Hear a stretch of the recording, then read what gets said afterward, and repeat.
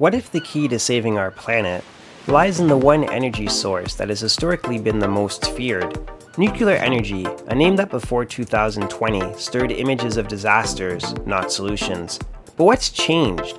Why is the world rushing towards uranium? Let's uncover some insights on nuclear power and why the world is finally embracing it. Chernobyl, 1986. Fukushima, 2011. 3 Mile Island, 1979. These names evoked fear and mistrust, casting a long shadow over nuclear energy, and for a long time they defined nuclear power in the eyes of the public. In truth, the root causes of these disasters were complex. The Chernobyl disaster was caused by a flawed reactor design and operator errors during a safety test. In contrast, today's reactors are built with vastly superior technology and safety protocols. Fukushima, a natural disaster of unimaginable scale, a 9.1 magnitude earthquake and a 15-meter tsunami. Devastating. But this is a scenario modern plants are now designed to withstand. At 3 Mile Island, a partial meltdown did occur, but the safety systems worked. No significant harm came to people or the environment. The reality is, nuclear energy is one of the safest power sources in the world. Statistically, it causes far fewer deaths per unit of energy produced than fossil fuels, but sometimes the impact of public fear can outweigh the facts. And then came war. Russia's 2022 invasion of Ukraine changed everything, exposing just how fragile the world's energy supply chains really are. Before the conflict, Russia controlled 44% of the world's uranium enrichment supply. The US was dependent on Russia for 35% of its nuclear fuel imports. Europe was receiving 40% of its natural gas, along with significant oil and coal from Russia. When war disrupted these supplies, energy prices went parabolic. In 2022, natural gas prices in Europe spiked over 200%. Russia threatened to cut off energy supplies, leaving millions of Europeans facing bitter winters without heat.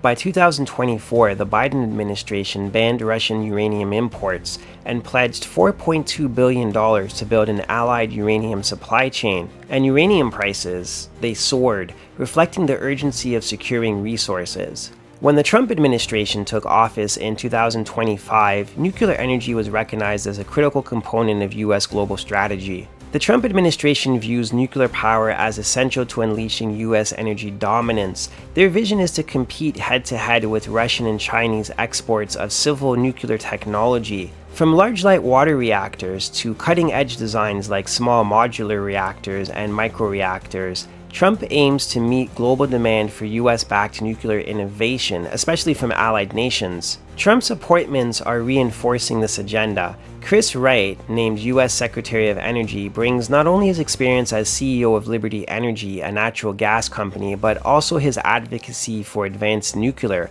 Wright served on the board of reactor company Oklo, and in 2023 publicly signed a letter in strong support of nuclear energy. In May 2025, the Trump administration signed 4 executive orders to further invest in America's nuclear future. The Department of Energy pledges to add at least 5 gigawatts of upgrades to existing reactors and to start building new reactors by 2030, supporting a uranium supply chain and funding for nuclear technology. The US government also plans to speed up the regulatory and review process to cut the time to decide on new reactors to only 18 months versus several years. With this renewed focus, the United States, both Republicans and Democrats, are positioning nuclear energy as a tool of geopolitical influence and resilience. They now understand that energy security is national security. Nuclear power is now the cornerstone of a stable and independent energy future, one that ensures nations remain free from the grip of adversarial suppliers. Here's a very important number when it comes to energy efficiency. 1 uranium pellet, about the size of a fingertip, can produce as much energy as a ton of coal or 149 gallons of oil. Now, let's look at the capacity factor, a measure of how often a power plant operates at full capacity. Nuclear power is leading the pack at over 90%. Compare this to wind at around 35% or solar at just 25%. So the key is efficiency and reliability. Nuclear produces steady round-the-clock power called baseload. This is essential for grids that can benefit from renewables like solar and wind, but those resources are too variable to provide consistent power. Nuclear plants also have a small land footprint. One plant can power a major city, but uses less space than most renewables. But what about waste? Critics often point to this problem. It's true, nuclear waste is a challenge, but let's put it into perspective. The total global volume of nuclear waste produced over the last 60 years could fit on a single football field stacked 10 meters high.